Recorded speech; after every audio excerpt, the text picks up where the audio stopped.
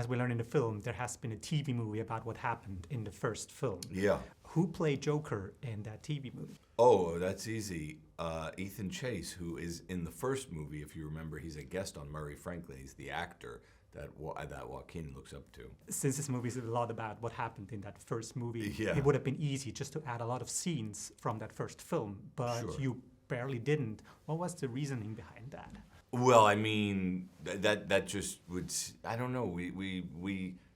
I don't know what people's patience for that would be. But we do allude to it a couple times, so we use it more as a reminder than, yeah.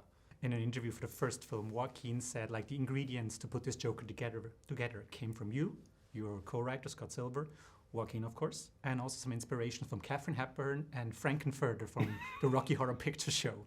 Which ingredients did you add for the sequel now? He's entirely right. I don't know that we added any ingredient besides, of course, Lady Gaga, which is a huge ingredient. But what we did was we added a little more Frankenfurter and definitely more Katharine Hepburn. One of the themes of the movie is like how people like to put other people into boxes. Right. Did you ever feel in your career where people tried to put you in a box? And was this movie also like sort of a way to break free from something?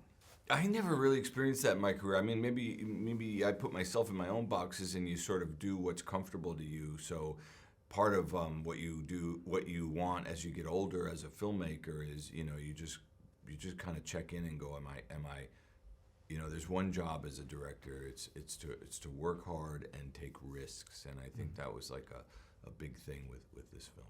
Everyone will be talking about the musical scenes and the singing and the acting, of course. But what's like a lesser known like fact about this movie that you're really, really proud of? I mean, I think there's a great scene. I mean, I think Joaquin is as good in this movie as he was in the last, which is saying a lot. And I love the actor Lee Gill, that he does this sort of crass examination with. Lee's the little person in the movie, and I think that's just a magnificent scene from both of them. And it's always fun to see an actor go toe-to-toe with Joaquin because, it could be rather intimidating. Yeah, I can imagine. Hollywood sequels tend to be bigger and bigger and bigger. But what was an aspect with this film where you felt completely comfortable of going smaller? I think what resonated with the first film a little bit was the intimacy of it, the intimacy with Arthur and the handmade quality of it. And we kind of just leaned into that a little bit further under the directive that the movie also feels like it was made by crazy people. The people in the asylum running basically right, the movie, inmates right? running the asylum, exactly. Yes. Since this movie is set in the 80s, you used music that was only around at that time. But was there a particular song where you were like, damn, I wish I could have used that one, even though it didn't exist? Oh, that's a really good question. That's a good question, and I'm sure there was.